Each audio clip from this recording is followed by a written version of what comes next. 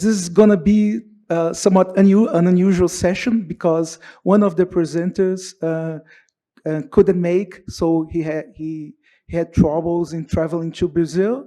So we're going to have just two presenters. So there's not going to be any discussion in this session. So we're going to have a lot of extra time to ask more questions. And the presenters, they will take questions on the fly, so you can ask, you can intervene, and they're going to be more free to address you as audience as more than the usual.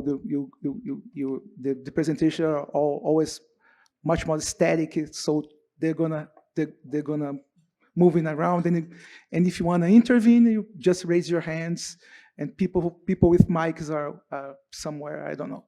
So thank you for coming. So we're going to start. I have just two papers. The first paper is Market Power with Formal and Informal Firms by Tomás Martinez, co-author César Santos.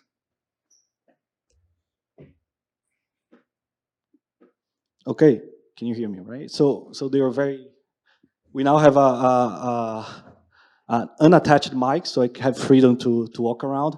And another thing that I have to point is that the name of the session is Macroeconometrics, but there is no macroeconometrics in this paper, okay?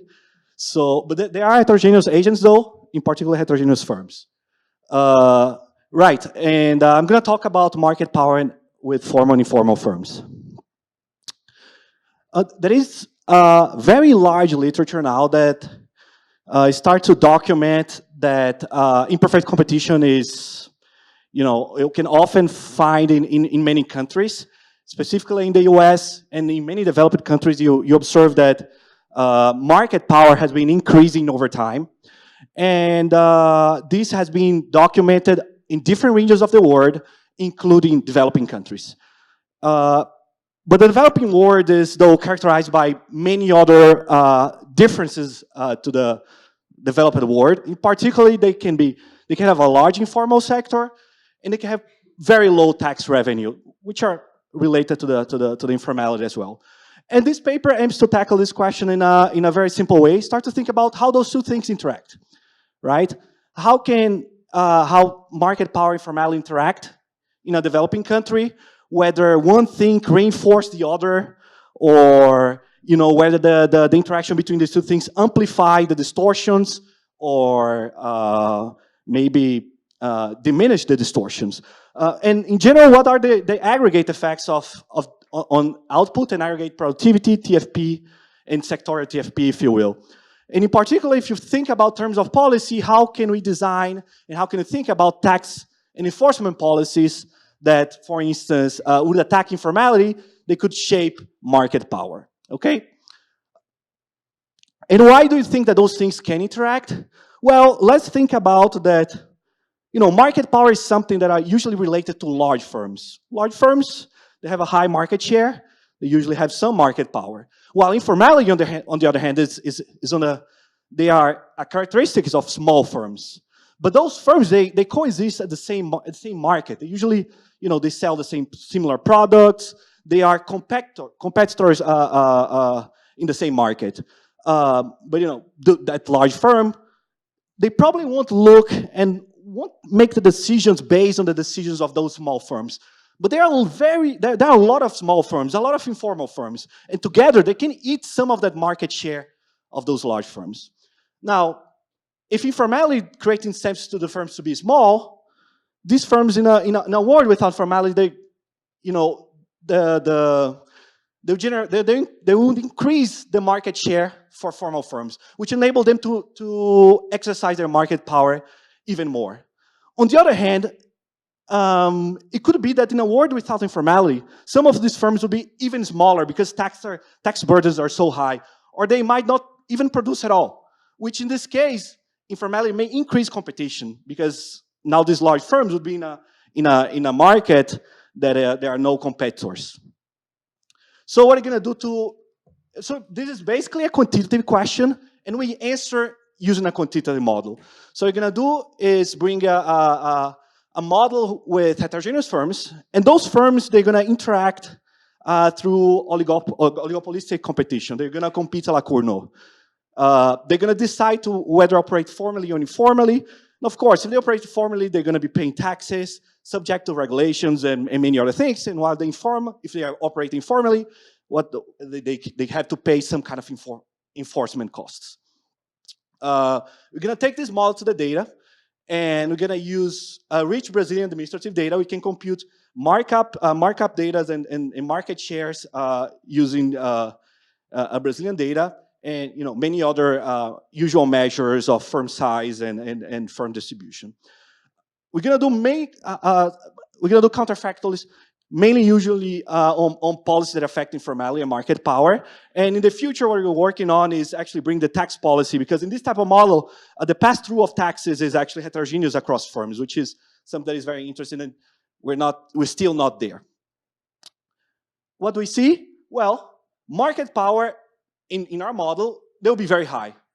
Aggregate markup is about 1.24, but there's a lot of dispersions. And if you, a lot of dispersions between firms and markets. And if you're aware of this literature that connects misallocation to market power, you're going to know that high dispersion actually is going to decrease productivity in this type of model. We can eliminate market power in the model, decrease this markup 1.24 to 1, a decrease in level, but also you can take out the dispersion markups, and this will increase output in the model by 8%, so a very large number. However, whether there is interaction between formality or not, in partial equilibrium we find that this interaction is actually very small. So eliminating formality in partial equilibrium, where in partial equilibrium here I mean markups are not being adjusted, has very small effects on market power. So the intuition behind these results is that the informal firms, although they have a lot of them, about 70% of firms in Brazil are informal, they account for a limited share of GDP. And what you're going to say is that, mentioned to the intuition that I brought before, that some informal firms are actually decreasing size, while others will increase in size in that counterfactual economy. But those that makes that this impact actually will offset each other and decrease the impact of informality on market power. But when you bring that to general equilibrium, however, these firms that are transit to informal to formal status, it's going to expand significantly, and that will increase competition among the large firms. And those large firms will actually have to respond competitively, increase the expansion. So the difference between here of partial and general equilibrium will be very important. So where we contribute here, there is now plenty of papers that try to compute the aggregate cost of markups in the macroeconomy. So Edmond, Midran Chu, and Locker-Kautmonge are probably the two most famous ones, but many others that connect either inequality, tax, and in other dimensions here. None of these papers are actually applied to developing countries. They have developing features. There is also a very large literature in formality. I'm actually one of the contributors of this literature. But this literature mainly deal with competitive factors, like competitive product markets or competitive labor markets. On the other hand, there is some papers that are trying to bring market power in developing countries. They do have a lot of work in labor market power, very few with product market power, and very few with informality here. Okay, so let's start with the model. In our model, we're going to have a Cournot model, an oligopolistic model, with firms of heterogeneous productivity. There will be a continuum of markets, where a market you can think about cars, another market is coffee, and within that market, we'll have a finite number of firms in each of those markets. These firms are going to take as given price across markets. So a coffee producer will not care about the price or the sectorial price of the car sector, but they will care the price of its coffee, of the other coffee producer in its own market, right? So within market, these firms are going to engage in Cournot competition, and they can simultaneously decide whether they're going to operate formally or informally. Now, markets could be very heterogeneous. Some of them will have 2 firms. Some of them have 100 firms. We're going to take this number as a stochastic here. Okay? This number, I want to emphasize here that this is not exactly connected to the data, because the definition to define a market in the data is something that is very complicated. So you can think about local labor market, but you can think about trade firms that trade goods, that sell goods to other local labor markets. They are also competitors. So here we're gonna define exactly how we think about this, but you should not think about them as exactly as a map directly to the data. Now, these firms can be formal and informal, and this would be an endogenous decision that we're going to talk about in more details later. So you can think about that there will be a household who supply labor and capital, a government with taxes and enforcement, some market with formal and informal firms populating that market, some aggregation across that, and this aggregation will produce a final good. Households are very simple. Representative household, just standard macroeconomics 101. There will be an Euler equation and a labor supply equation. There is GAJ preferences, but you could use other type of preferences as well. And maybe importantly here is that the profits from market power feedback to the budget constraint of the household. Now that's where things start to get more important. So the first part is that we're going to have a nested CES a la Atson and Boostein. So a final good Y is produced as an aggregation from sectors. Again, you can think about this as coffee, one sector coffee, the other sector is cars. Among this sector S, let me call market instead of sector. Among these markets S, there are many firms populating that market, MS firms. And again, those firms, we can aggregate them using the CES. Now, the elasticity of substitution, they are different. In particular, we're going to think about that goods are more substitutable within market and across markets, which of course makes sense. If you like coffee, you're going to substitute among 2 brands of coffee and not coffee across car. So you're going to assume that this elasticity is higher across in this CES than in this other this outer aggregator. You can derive the demand for varieties and price indices out of these equations as usual. When you go to individual firm, the firm will produce according to what Cobb-Douglas, where Z is the productivity of the firm, and is a component given by a market level component, AS, and some idiosyncratic component, ZIS, Z tilde here. Those 2 things are come out from some distributions, assumed to be log normal. And the main difference is that, these firms that decide to be formal are going to pay some sales tax, some payroll tax, and going to pay some fixed costs of operation. Informal firms, they do not pay those taxes, but instead they face a size-dependent enforcement cost, which we assume to be convex, and that's going to give you the usual size-dependent cost of informality. If you want to be informal, you have to be small, otherwise the government is going to catch you and give you a big fine. Right in this problem, we can define the marginal cost as just a component of rental price of capital, wages, and taxes. This is the formal one. And then this formal firms will just maximize the usual firm problem, where maximize sales, subject to some inverse demand, and the decisions of its competitors as well. This we're going to give you your usual pricing equation. Now, pricing should be equal to markup times marginal cost. Which marginal cost would be an aggregate marginal cost, something that comes from an aggregate factor, and some idiosyncratic component. Now, what is more important here is that markup is endogenous and is given by the following formula for the elasticity of demand.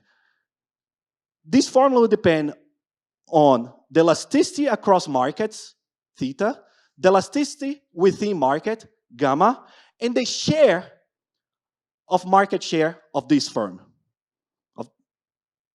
And here you can see, if this firm is a monopoly, meaning that this thing here is 0, sorry, it's 1,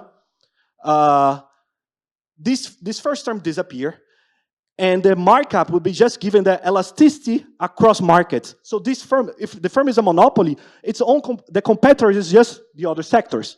But if this firm is in a competitive world, this thing would be very close to 0. And what's going to dominate is the elasticity within market. So in a nutshell, a monopoly will have a very high markup because this elasticity here is higher than this. And in a competitive world, this markup would be much smaller, okay? The informal part of the model would be very similar. We can define the marginal cost in similar ways.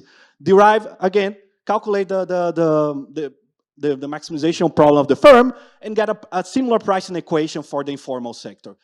The only difference here is that instead of taxes, we have to take into account the enforcement costs.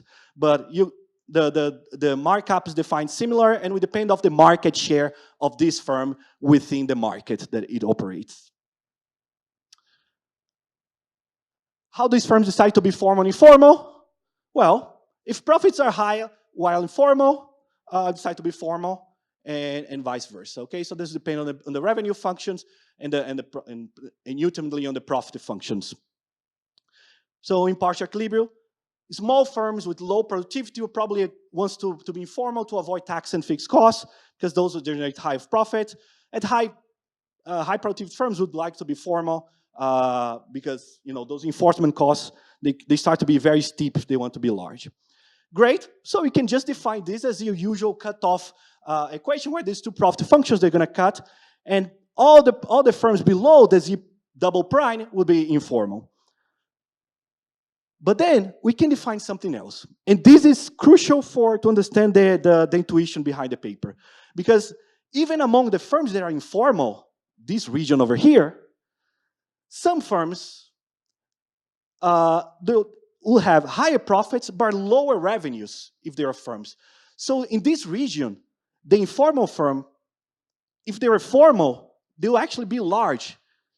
So in a counterfactual world where these firms are larger, are formal, they'll eat the market share of the formal firms. On the other hand, in this part of the distribution, in this region, the formal revenue function cuts from below. So in a world where these firms are formal, they'll actually decrease market share and increase the market share of other firms. Now, whether informality dominates, whether decrease or increase market share of the large firms, depend on the mass of firms in each region. Now, the other part of the firm is that the other part of the model is that we can aggregate that. We can aggregate in a market level production function and aggregate production function and define TFP wedges for that. So one way to think about it is that we can define the productivity of this way and just get the usual pricing equation at the market level, right? Price equal to the marginal cost, where the markup is the markup of the sector here. Now, bear in mind, this markup is a very ugly equation, but we can derive them by hand. And the beautiful part is that we can decompose that inside the model without even having to solve the model, solving once. That's exercise we're going to do in partial equilibrium. So we can first see whether the dispersion of markups matter, right? We can make this markup equal to this and see whether this is the thing that's driven, the aggregate markup, the sectorial markup. Second, we can, change the policy function of formality and informality, which is defined by this phi here, and we can make all those informal firms formal. So kill all this equation here. Third, taxes also distort the markup. So these three factors in the model is going to affect this sector level markup. We can do the same thing with production function. We can define a sectorial wedge where the sigma here, if it's higher than 1, will decrease output. In a perfect world, this sigma will be exactly equal to 1, in the efficient world, if you will. And we can derive equations for this misallocation wedge, which is, again, given by some ugly equations, but they can be easily decomposed by turn on and off, markups, dispersion, decision of formality, and taxes, which is something I'm gonna do. We can even further aggregate the sector level to a final good, and again, we're gonna have the TFP cost of markups, which is the sigma over here. Again, this sigma, we're gonna have an aggregate markup, which is just a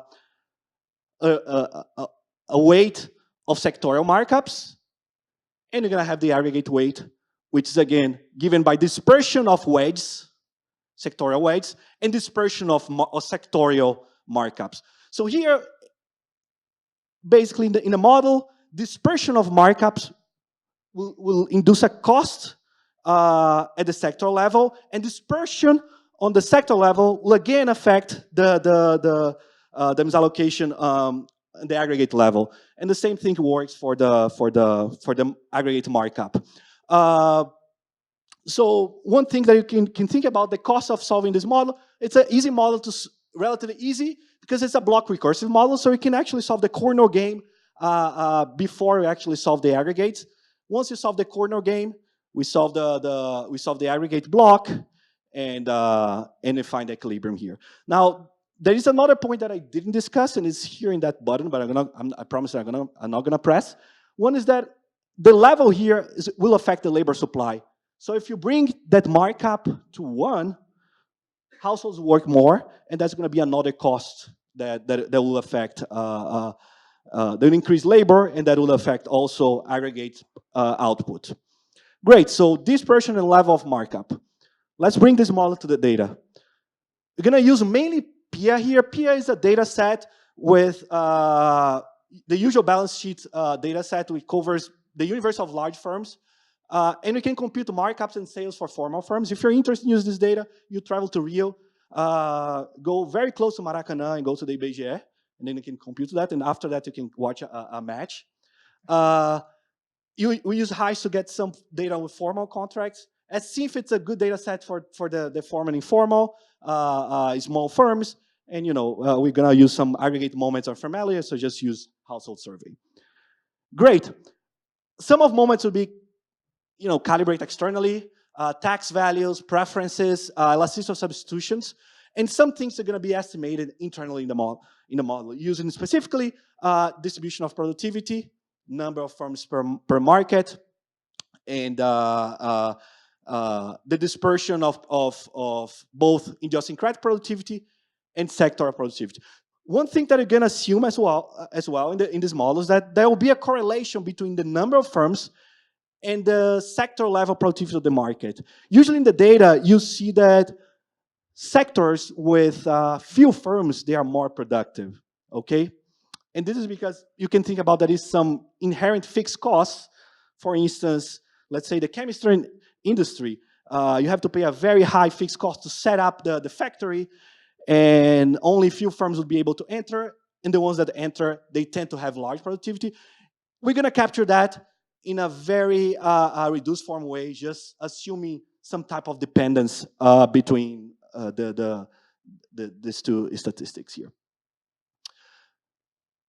We're gonna match the moments fairly well, and specifically what we care here is the average markup, and both the between sector markup variation and within sector variation, because those things, they discipline the cost of markup in the model. We, of course, want to bring the model closer to be very close to the data on informality, and the model implies 70% of informality, informal firms, but also 35% of informal workers, and some ratio of revenue among small firms, among formal and informal small firms. Because even among small firms, formal firms, they tend to have a larger revenue and a larger market share, okay?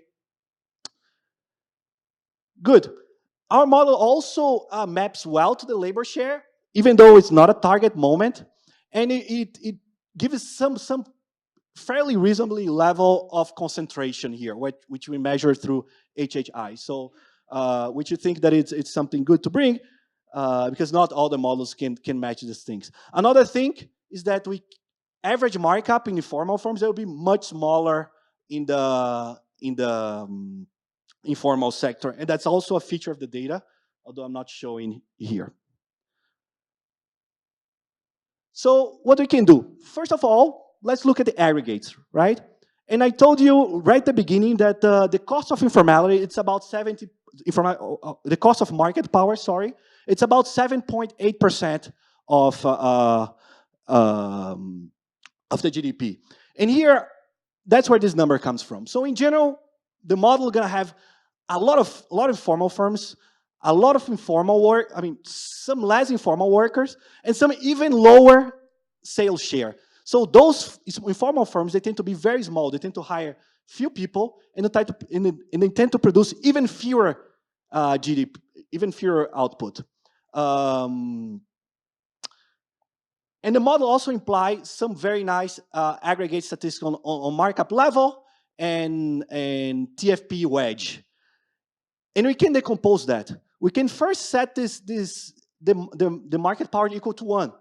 That would increase output by about 4%, 4.5%, and this is given by just the labor supply, the usual labor supply channel, because those firms, they would produce more, and that will increase labor demand, and that will increase output. Now, there is also the dispersion of markup that creates misallocation among different firms of different size. And that shows up in this wedge. When you turn off this wedge, making them equal to 1, the GDP increased by 3.1%. Turn them at the same time, and we get the 7.8%. So I'm actually good in time. So I'll actually point this thing here.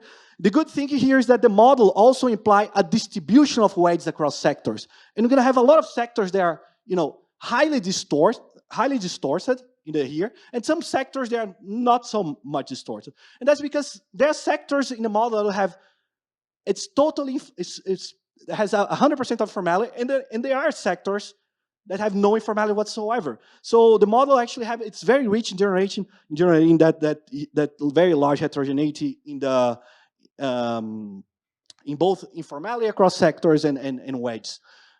We can compute revenue weight. This is the revenue weight by market and also concentration levels by different sectors. Okay, here we're simulating, I think, 1,000 sectors in this, and also this is going to imply a relationship between informality and TFP in the model, right? That usually markets with more informality would tend to have lower TFP.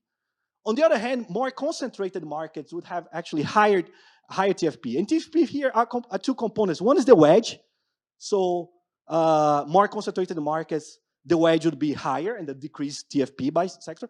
But also, as I said, larger, more concentrated markets in the data also have more productive firms. And the model is also capturing that as well. Good.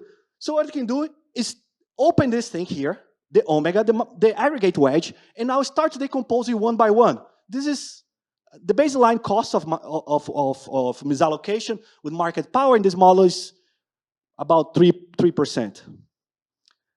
So what we can do is that we can get the sector level and start turning off and turning on things here. The first thing I can turn off is informality. We're basically going to make all the firms formal. And we're going to take their markups in the formal sector, just impute them as the formal markup. The other thing that we can turn off is dispersion in markups. So we're going to take the sector level markup and input in the firm level markup here. And this actually accounts for the bulk of the effect, like about 2%. 2 percentage points here of this aggregate wedge. We can do both at the same time, and this would account almost the entire misallocation wedge. What is left? Well, there is dispersion among sectors, and we can turn off this as well, right? Making that aggregate markup and input that in the firm level markup. And of course, if we turn off everything, the wedge will completely disappear. So dispersion of markups within sector is the one that's going to drive most of the results here. The other thing that we want to understand is, informality doesn't have much of an effect. Is 0.7% percentage points here of this wedge.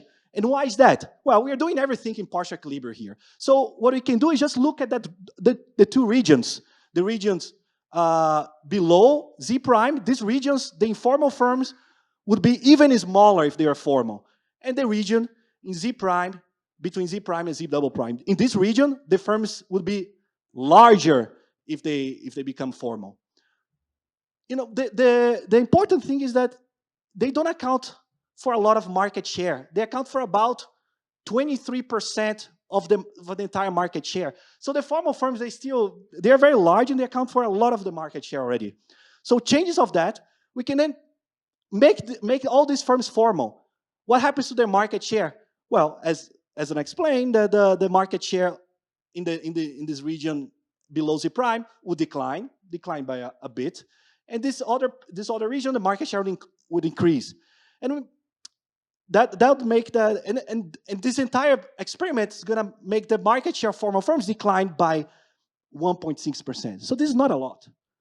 So this informality, at least in partial equilibrium, doesn't seem to interact a lot with those formal firms because the firms in the two regions, they behave differently and they kind of offset each other and they have very low market share in the first place. But the thing is that once we bring to a full counterfactual, I will actually rerun the model without the informal sector, the impact in output is much larger. It goes to about, in the extreme event that is no informality whatsoever, it increased by 21%, right? And there is welfare effects, real wage increases, and so on. There's still dispersion in markups, so there is still if you take out market power, the economy is still increased by about 6.1%. So market power is still present in the economy without informality, okay? But the output increased much more. And the question is, why is that? Why there is such a large response to changing informalities in general equilibrium, while there's almost none in partial equilibrium? In partial equilibrium, what I did is just take the markup of those firms that switch to the informal sector to the formal sector and fix it the same.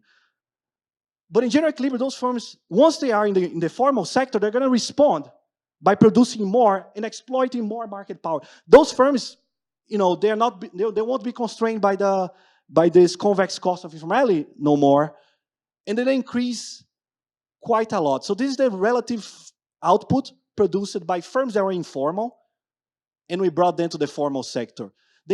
Their output increased by more than 30%. Now, firms that were always informal and stay informal, in our experience with low informality, they will still be small and they actually decline in size. But the firms that were formal before, they're going to respond by the increase of output from its competitors by increasing its production. And this will drive some of the increase in output. So as a summary of the paper, we start to think about a framework that we want to think about the interaction between market power and formality. We want to think about tax enforcement and market structure because those three things, they shape firm size and markups and efficiency. This paper is going to provide a unified framework to quantify these interactions. In general, what we found so far is that it has limited effect in partial equilibrium because informal firms are very small, but they can be very large in general equilibrium. Market power, even if you take out informality, they still generate sizable distortions, okay? Even economies without low informality, which is something that we find in the data. The developed economies, they still have some market power, and models that didn't model informality still find large effects from there. We're still working in counterfactors using tax policies. As I mentioned, pass-through from taxes here are heterogeneous, and that's going to be very interesting to study. We're not there yet. Thank you.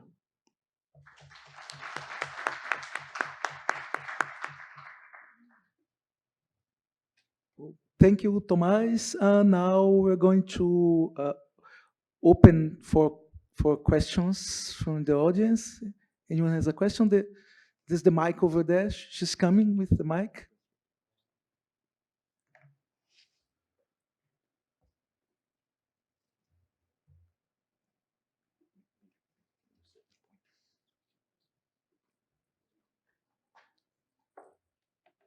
So, thank you. Here. So, and firstly, it was an amazing presentation.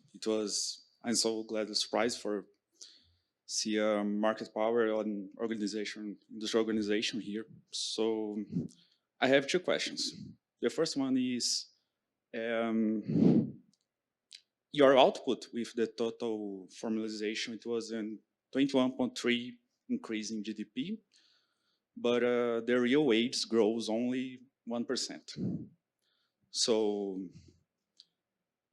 if the output expands so dexterously with formalization, why this was not passed through to real wages? And that's the only question. Okay, so one question only then. Okay, so I think the way to think about this is that there are two forces to increase in output. One force comes from the dispersion of markup. So this is what we call the misallocation wedge here. Dispersion markups generate, it breaks the equality of marginal revenue productivity, and that therefore generates misallocation. The other force here is just a large increase in labor supply and in capital supply in general equilibrium as well, right? These forces comes from general equilibrium force. This comes from the level effect on market power, the mu that we define as mu.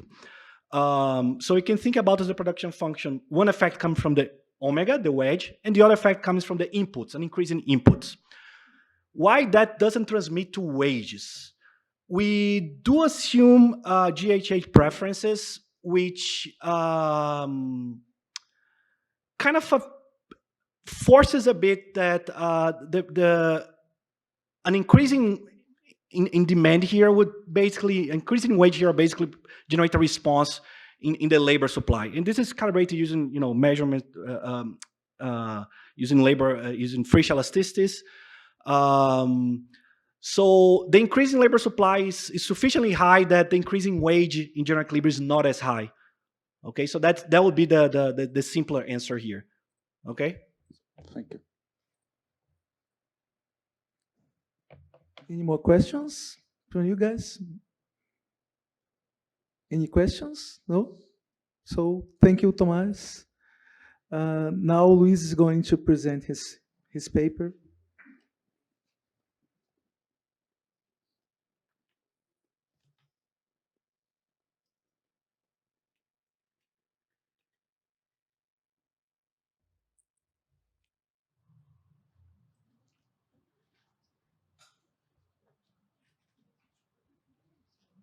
Testing. Hello. Hello.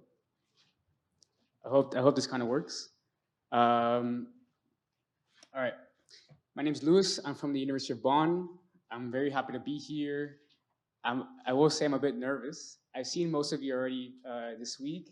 It's been really fun, really great.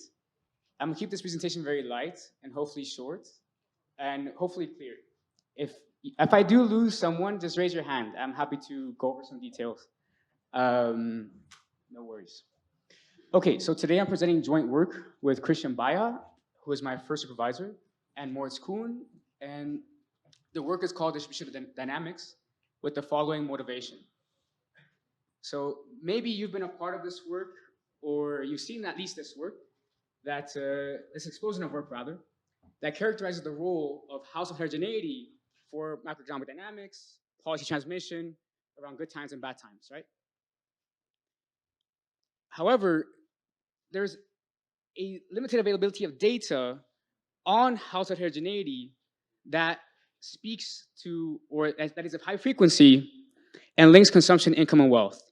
These are going to be two ingredients important for the analysis of, business cycle analysis regarding inequality.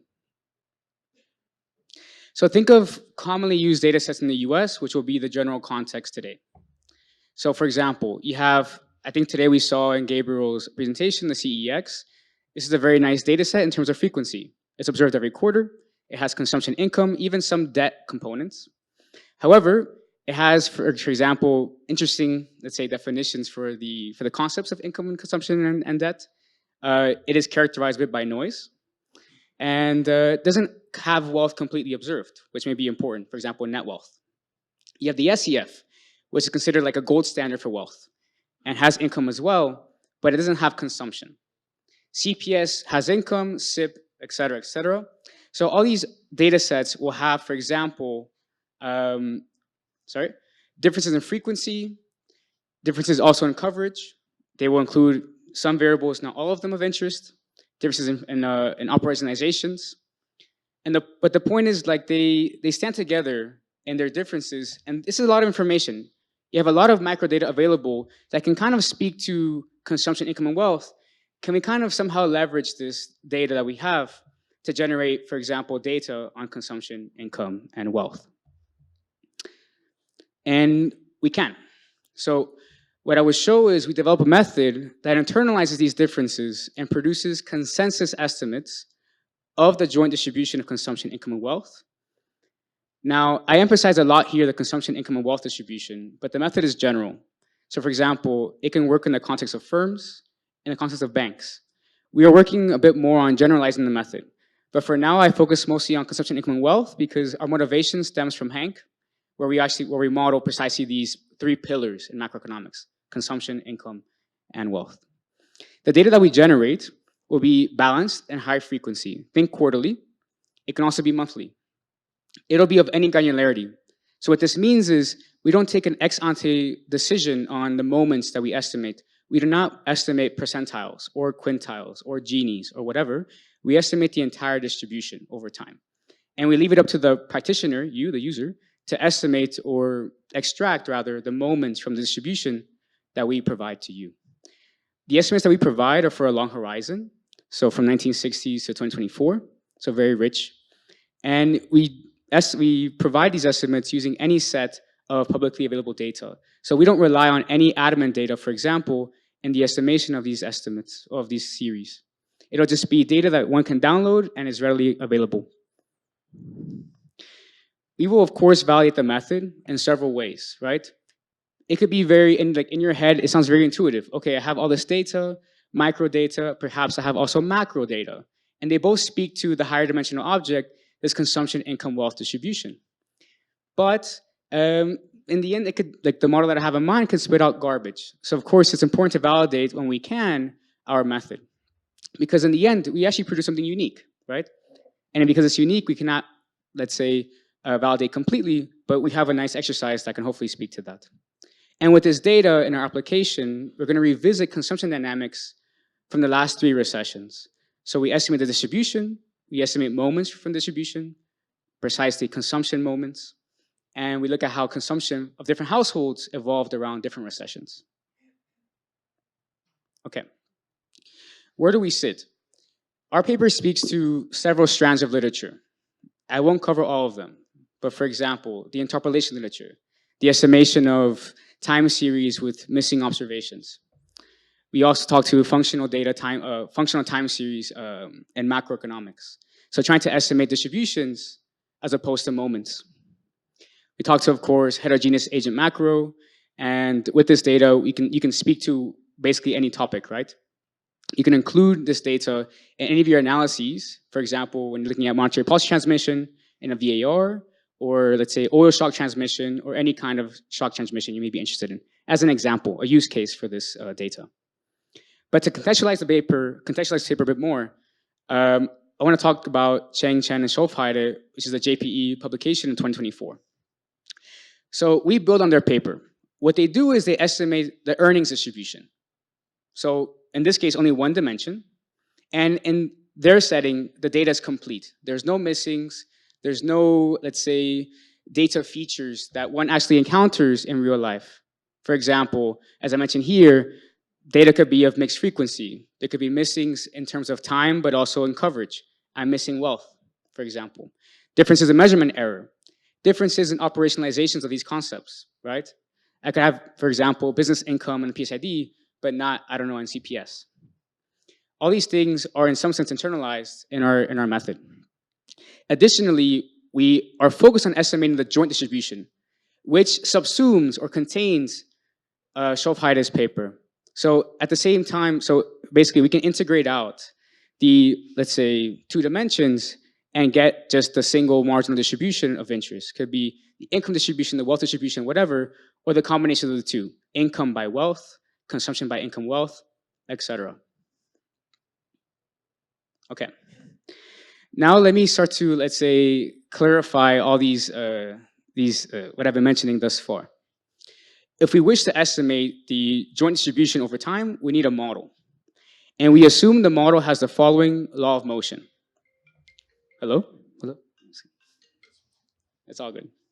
All right, so let XEW be the joint distribution over W, and YT be some aggregate variables, okay? So XT is gonna be, XCT is gonna be the joint distribution, okay? Now, I'm gonna model the density. I'll tell you why in a second. I'm gonna model the density, and I'm gonna say the density is governed by this function G, and it's gonna be governed by 2 objects. It's lag, T minus 1, and aggregate information, YT minus L, for however many lags. And it has a additive error. The error could also be within G, doesn't matter, okay? We assume this, this law of motion as is motivated from Hank. Basically, the law of motion is typically, let's say, equiproposum law of motion for the distribution. Distribution is affected by prices, and this is embodied here in this equation, okay? But again, we're interested in estimating the distribution. It's infinite dimensional, okay? Keep that in mind. There's gonna be 3 difficulties in trying to estimate this joint distribution in your head, right? When you think about a joint distribution, just think of a bivariate distribution in your head, the support will change. So what that means is if I have income and wealth, the support over time will just change naturally. The level will increase. Likewise, another difficulty is W. It's multidimensional, but in the data it's not always observed. So W could be, for example, income, consumption, wealth, but you could be missing income, you could be missing wealth, and many others. And at the same time, it's not always observed. So you could have it, but every 2 years. So for example, the PSID has data on income, consumption, and wealth, but only starting in 1999 and only for every 2 years, as I just mentioned, okay? And again, we have this infinite dimensional object, this density. How can I represent this in a finite dimensional way, or how can I get a finite representation such that I can use it in a model, okay? So let's go through these in turn. All right. By Sklar's theorem, here just trust me, you can represent any joint distribution by decomposing it into 2 objects. The 2 objects is the copula and the marginal function, which are not here. But containing the same information is going to be the density. So I don't model the copula, but the density, the copula density. And I don't model the marginal function, but I model the quantile function. So the quantile function is, okay, what is the 90th percentile? It spits out the level of that distribution. So the 90th could be like 10,000, 20,000, and so forth, okay? So I model the copula density and the quantile functions. They carry all the information of the joint distribution, and they actually, it's very nice. The copula captures the dependence structure. So they actually talk about the correlation of the variables over time, and the marginals are just gonna talk about the levels, okay? Now, why do we do this? If you notice, DCT is gonna depend on U1 up to UD, where D is a dimension of the joint distribution, say 3 dimensions for this example. Likewise, X the inverse, which is the quantile function, and it's denoted by M because it's for each measure. You have one quantile function for each measure. It also depends on U. So basically now, they're on the same support, and the support is gonna be 0, 1, uniform 0, 1, okay? So intuitively, you can think about, okay, what is the mass of individuals that are within, let's say, the bottom 10% of income and bottom 10% of wealth, This you can extract from the copula. You just integrate the copula. And so what I mean, so we estimate these two objects, and from these two objects, you can extract various moments. The mass, which is basically the copula, and the level, which is basically the quantile function, okay? So I can give you the mass of individuals who are in this bottom 10% income and wealth, and I can tell you the exact level of their income and wealth, okay? So now, instead of having to track the joint distribution, which is the mass, and the support changes, the support is fixed. Now it's just about tracking the mass, which is here, and the level as two separate objects, okay? I'm gonna skip this and come back to it. So as I mentioned, estimating the joint distribution amounts to estimating two objects, the copula density and the quantile functions. Now it comes down to what estimators do I want to rely on to estimate these two objects. Remember, I want to keep a functional interpretation. I don't want to make any ex ante decisions. I want to estimate the entire distribution. So in that sense, I adopt what's called a series estimator, where I say, okay, each function or each object is going to be equal to the sum of polynomials.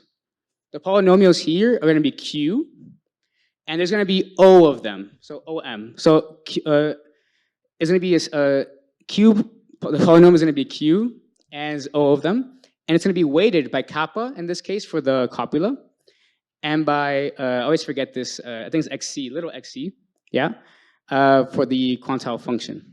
So in the end, you can represent each distributional object as an infinite sum of polynomials. Makes sense.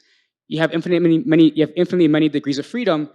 You adjust the weights, and you can perfectly match the function, right? But still, I have infinitely many of them. To represent this on a computer is just not possible. Okay? But first things first, I know Q. Q I choose. And I choose Q to be the Legendre polynomials. They're a special kind of polynomial. Yes?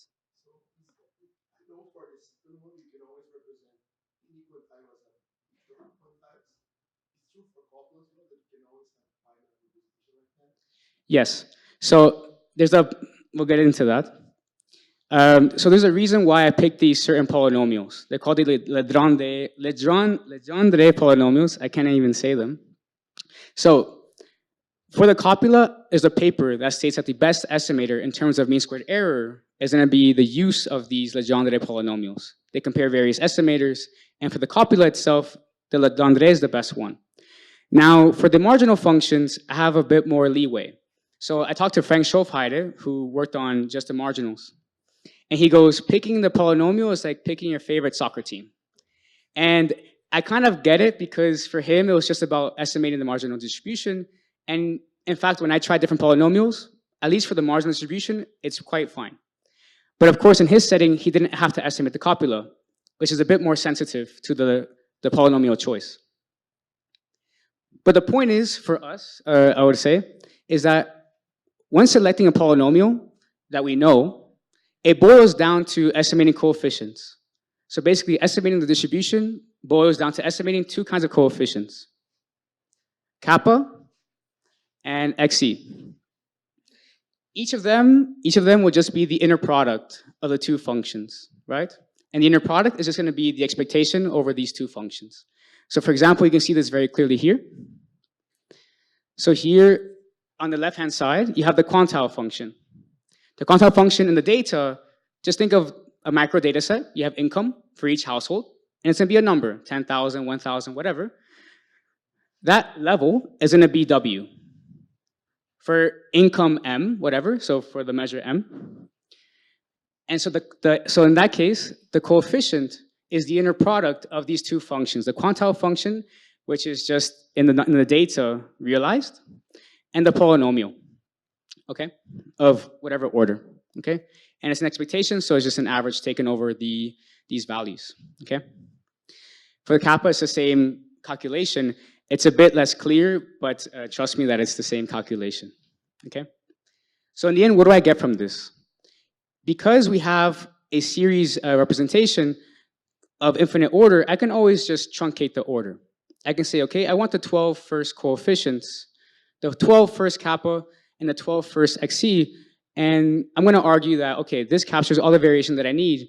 all the other coefficients are very small. And luckily for us, these coefficients have a meaning. So when it's small, it actually implies in an R squared sense that it has literal contribution to the object itself. Okay? So it's not that I'm omitting significant variation, and I will show you that I'm not. Okay? So this is how we acquire the functional representation with the finite representation. Once I have the coefficients estimated, I just plug them in. Q is a continuous function. And then I can just plug in U for whatever values that I want. I can pick the 10th percentile, 11th, some regions, deciles, etc. Okay? Still, there could be thousands of coefficients, right? For example, in the marginal case, I could have 12 coefficients for each marginal. So for income, I have 12, wealth 12, consumption 12. For the copula, it's 3 dimensions, and I already hit the thousands, okay? And I mean, I guess some people run these very, very large Bayesian VARs. I'm not gonna do that here, because I know also that these coefficients are correlated. And so in that sense, I say, okay, given that they're correlated in time, I can extract basically the factor component or the common component from this. We're a bit more generous. You know, the literature always talks about the common component, which is basically the set of factors that affects all the variables in your data. But we also extract what's called local factors. These are factors that affect subsets of the data, which makes sense. So I keep factors that affect the entire distribution, as well as factors that represent components of the distribution. Okay? So in the end, from an infinite dimensional problem, I basically boiled it down to representing the distribution into a small set of factors. Now, here I show you the following. You have wealth quantiles, just like really random plot that I got from the paper, have 4 groups. In black, I have the raw data, right? This is the SEF. So if you're working with the SEF, you're probably thinking that's pretty high quality data, okay? In yellow is the approximation procedure that I impose for these points in time. So in yellow, I get the data, I apply the Legrand-Rev polynomial, I get the factor representation, and then I reconstruct basically the data. And here what I show is that basically the circles are within the squares. It doesn't matter how big the square I make or whatever, but anyone have a question? Oh. It doesn't matter, it's not a cosmetic thing. In the numbers, it shows that they're basically identical. So in that sense, the factor representation is lossless. I don't lose any variation from using the factor representation. Okay, now the actual model. This is a very standard model. It's a Bayesian VAR. Ah, yes. Yes. One of your previous slides, you mentioned some sort of time variant support of the distribution. Yes. I'm not so sure if you mentioned that this is a consequence of square theory about value of. So you have a uniform distribution that comes from the complex transformation. You mentioned this as a corollary of the theory, or you assuming that the actual data has time invariance? So good question. So I use Sklar's theorem to decompose the joint distribution into 2 objects. And these 2 objects already have the same support. And I just transform them so that when I, let's say, create data from them, it's interpretable. Also, working with densities is shown to be easier than CDFs, which requires a bit more, let's say, what would you call this? Like mathematical properties, like monotonicity, for example, of the CDF. But in essence, you could estimate the copula directly. There are estimators for this, and the marginal distribution directly, which is what Schulfheide does. So you could do both. Yeah. Okay. So given that we know the distribution can be represented by a small set of factors, I basically have that here in our model. So here I propose the following VAR. So FT is going to consist of, let's say, 7 factors. I find that 7 factors represent the entire distribution of consumption, income, and wealth. The law of motion between factors over time is going to be denoted by A. So FT plus 1 is going to depend on its lag through A. And ft plus 1 is going to depend on aggregates, yt, through b. The aggregates themselves, yt plus 1, will depend on the distribution as well, through c. And the aggregates, of course, will depend on themselves through d. The rest of the zeros and identities is standard from the Schofheide mixed frequency setup, and they play a role in the measurement equation. For now, it's not important. What's important now is to understand that this is a model that jointly estimates the dynamics of the distribution as well as aggregates together. Okay? Different than Schofheide is that in Schofheide's paper, they only look at the earnings density, and on top, they only look at 3 variables in terms of aggregates that speak to the earnings density. For example, total factor productivity, unemployment, and real GDP per capita.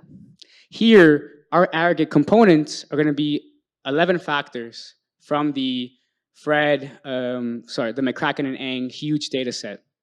Basically identify a large set of macroeconomic time series, and I extract both factors from the common component and local factors. So in that sense, if you use these distributional data in practice, you will have the variation, let's say, from monetary policy, variation from oil, variation from all sorts of shocks. Because if we just had a few aggregate factors, then maybe we don't capture these things, and driving the distribution, including the distribution in an exercise, would miss, generate false conclusions. Okay. And last thing, the error term follows a normal distribution with a variance covariance matrix of omega, and the shocks will be contemporaneously correlated. So they affect one another at the same time. Okay. So this is the state equation, so governing the law of motion of this distribution. Here's the measurement equation. I'll walk through it. On the left-hand side, we have the coefficients. These are the coefficients that came from here, right? So these coefficients were standardized, right, which is the common step before PCA. They're standardized here on the left. J is going to denote the data set. In the end, in the measurement equation, we're going to stack all the measurement equations for each data set together. But for each data set, the measurement equation is the same. Okay?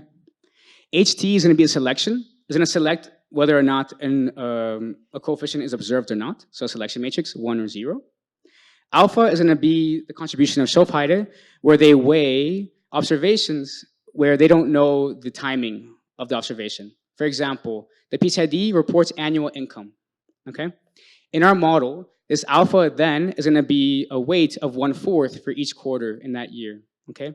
So in that sense, we take a weighted contribution from that observation. Versus when we collect wealth from these data sets, from these macro data, wealth is from a fixed point in time, right? It's time-stamped. So it receives the full weight at that point in time. FT are the factors, and the mapping between the factors and the observations is going to be omega. Sorry, it's going to be gamma. So gamma MF is going to be the mapping, the linear mapping between the factors and the coefficients. And this is nice, because the factors are unobserved. I don't have them. Once I estimate the factors, I have a mapping to the coefficients. Once I have the coefficients, I can estimate the distributions. Okay? For the I guess because of time reasons, I need to speed up. In the end, I estimate this with a Bayesian setup. It's not standard because it's a large system, and I need to be very general in that I don't make assumptions. So for example, if you take a conjugate prior with like inverse for short, you're making assumptions about the variances and covariances amongst variables. So here in our setup, we don't make this assumption. We let the data speak to these covariances. Okay? But in the end, the common filter, once you run it, will generate the factors. Gamma is the mapping to the coefficients. Of course, this is standardized, so we have to unstandardize them. You can add the trend back if you want to. And then you have now let's say, the raw coefficients for which you can generate data. All right. We validate this in many ways. I'm running out of time, I think. But what do? How do we know that we're not generating nonsense? We take a Hank model, which we start with the steady state distribution of the Hank model, steady state aggregate levels. And what we do is we shock this system. We shock it for about 2,000 periods. We burn the first 1,000. And so basically, what affects the distribution and the aggregates at each point in time is going to be these shocks in the Hank model, okay? Similar to our setup, okay? Okay.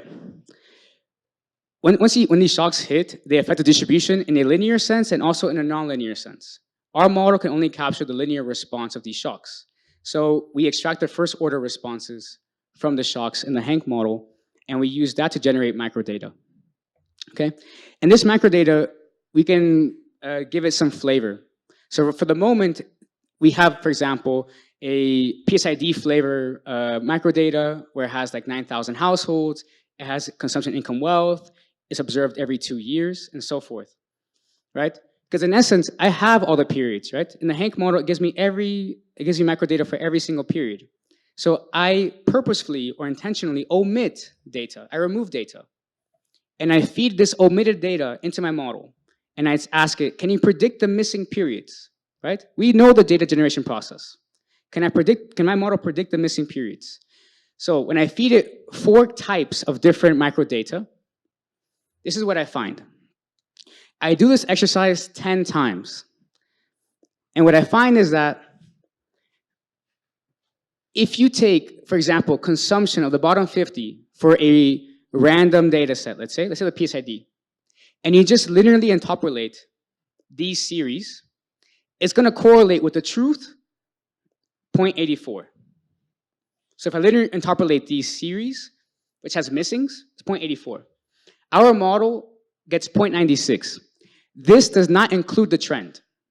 I'm only comparing, first of all, the cyclical component of these series, and I'm only comparing the missing observations to our model estimates, okay? So the truth to our model estimates.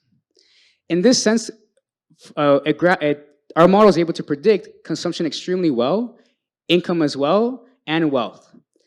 Even though wealth's a bit lower, I'm already impressed because wealth is typically at a lower frequency, and it already is quite nice to see that it beats, it's quite good, especially for the top 10, where linear interpolation would not buy you anything, okay? So I'm not going to make strong claims about the model, but I can at least show you, hey, look, instead of linearly interpolating your estimates, you can use our model and produce reliable estimates. Close or almost virtually observationally equivalent to the truth. Okay. I'm going to skip this. All right. The last part, and then I'll conclude. So we have this data, right? I estimated the factors. We have the coefficients. I can now generate various moments. The moments that I'm interested in is consumption over the last 3 recessions. In particular, I'm going to look at consumption that varies by income, that varies by wealth, and that varies by both. Okay? So, for example, let's look at the COVID-19 episode. The plot shows the following. The start of the recession is 0, -10 is 10 quarters before the recession, +10 is 10 quarters after the recession. The blue is the bottom 20%. What I show here is consumption relative to the average. Of course, during COVID, everybody cuts consumption. But compared to the average household, are you the same? Are you worse? Or are you better? And here, I show the bottom 20% relative to the average does better.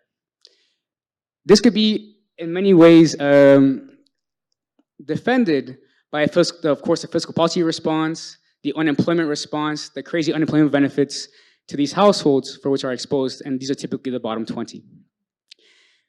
20 and 40 equally do better than the average. The 40-80 are the average, so they're basically around 1. And the top 20 suffer greatly, right? These are individuals who heavily relied on services, entertainment during COVID, and they cut drastically, of course. I can go on. But basically, with our data, you can analyze a lot of episodes. So this is very much descriptive. You can also provide some causal evidence with our data as well. Okay, so what do? We construct a novel Stacy's model to generate joint distributions over time. We do so using partial or incomplete representations of data, so maybe we don't observe all the components. But we use all the data available, both micro and macro. We show that it outperforms a linear interpolation, and in general does pretty well, especially at capturing the cyclical component. We do find that aggregate shocks drive the bulk of distributional fluctuations, but this result is, of course, sensitive to the model. At the end of the day, this model is about prediction. How can I best predict the joint distribution tomorrow? And for that, I can always use even future variables if I want to predict now. Of course, this affects the availability of data that I have access to, but in principle, this result will depend on the model that you're estimating. And then I show, of course, that, well, I didn't show completely, but I show that consumption is very much state dependent. So the same group will have different consequences over different recessions, okay? Thank you for your time.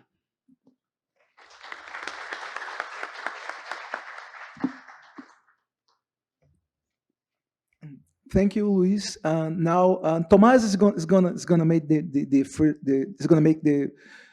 is gonna ask the first question, and then we're gonna open to you audience to ask questions on and clarify any points you may have. Yes. So I was assigned to discuss this hard but very interesting paper. And although I'm not going to present all my comments, let me start with just one that I think that was very interesting. Was my first comment the first thing that I thought. So, Luis, you assume, well, you mentioned in the paper that you need a joint distribution, at least a joint distribution with covering all the 3 dimensions, right? So in your case, it was the PSID. The PSID covers both wealth, consumption, and income. But in many of the countries, Eurozone, Brazil, we might not have a data set that covers all the 3 dimensions, but some of them provide some pairwise dependence. Like I have one that covers maybe income and wealth, another one that covers maybe income and consumption, and so on and so forth. So I understand why why you do in the paper. If you have one data set that covers all 3, that's nice because you can get this dependence among all the 3s. But what if we use your model and with only those pairwise dependencies? What happens? Hello, check. Yeah, so it's a very good question, and I would think about it like, in what sense does our model fail? Like, where does it fail? So at the moment, I kind of forgot to cover this part. One key contribution of the paper is, even though we don't observe 3 dimensions, let's say an example, I don't observe all 3, but I observe 2. If you have just microdata, you can't really speak about, let's say, the 3rd dimension, unless you do some identity, some imputation. But what I show in the paper is that even though you don't observe maybe 1 dimension, you can still speak to the higher dimensional object. Technically speaking, the coefficients that correspond to the 3-dimensional object, a part of that, if you integrate out 1 dimension, that's going to be equivalent to the coefficients from only 2 dimensions.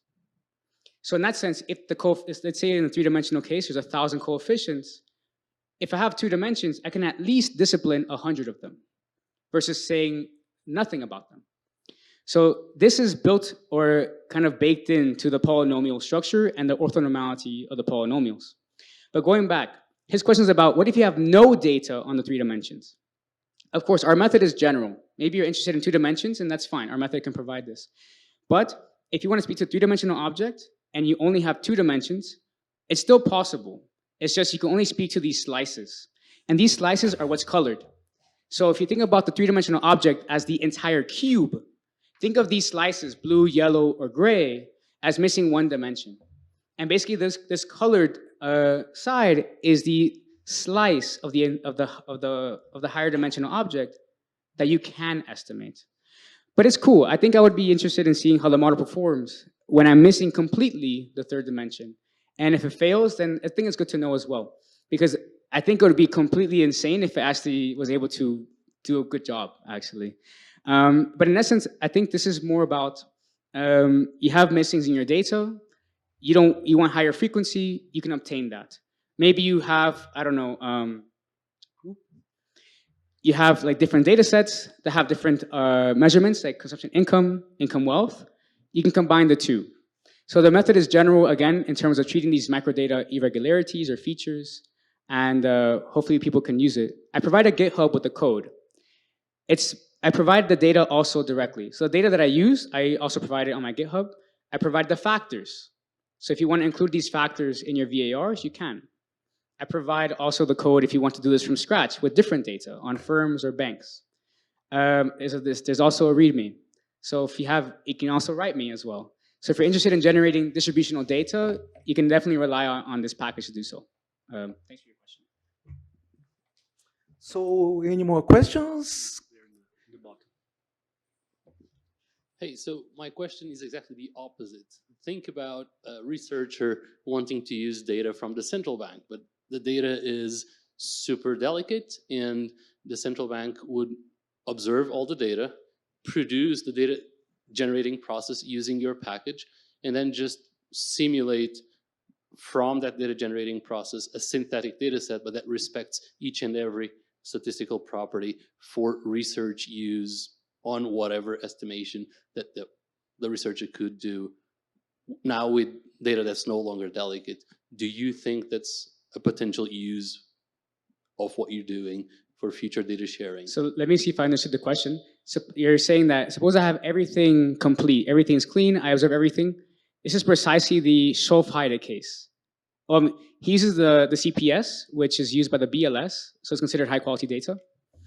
And he argues that this approach, using a stasis model, in some sense offers a bit of a cleaning mechanism because you model measurement error explicitly. Granted, if it's like millions of observations that we're talking about, maybe you could just do without. You could probably do without.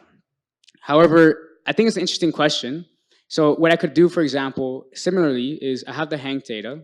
I could feed all of it versus feeding only parts of it and seeing what exactly does it do. Because the Hank data would only have sampling uncertainty, not even, it would have just Monte Carlo uncertainty. There's no sampling uncertainty basically from just from simulating thousands of observations, you'll have some error, of course, but not in the sense of a macro data set. But we could do this exercise, we can. But I think for now, my answer would be, it would clean a bit by modeling measurement error, it would clean the data a bit. But I'll keep this comment in mind. Thank you. Any more questions? No, I have at least a question. It's about the comment by Thomas. You can sort of test his idea in your simulated Hank. Yes, you just delete all the information about one dimension and then see what happens. Yeah, exactly. So you can do the test and say if it's what's going to be the behavior or method. Yeah, I think Thomas's point definitely generalizes. So there's many margins that characterizes the data set. For example, the SEF captures the wealth tail pretty good. Other data sets do not. And then the idea is, okay, when I feed it data that doesn't capture the tail well, can my model actually help? And I think that's a fair question. So there's many margins that I could say, yeah, my model helps you or it doesn't. For example, in his case, I could say, look, it helps with measurement error a bit. In your case, I could say, well, I guess in Tomas's case, I would say, look, it actually speaks to the higher dimensional object quite as good as having all of it. Yeah. And I think there's so many tests you could run, which is quite cool. But then the paper gets massive. But I think for the public, I think it's important to know, so it doesn't stop me from making a second appendix. But yeah, thank you for the question. Any more questions? No, so we end the session now. I guess, I don't know if you have a coffee break, but there's going to be cocktails, something like that. So everyone is invited. Thank you for coming.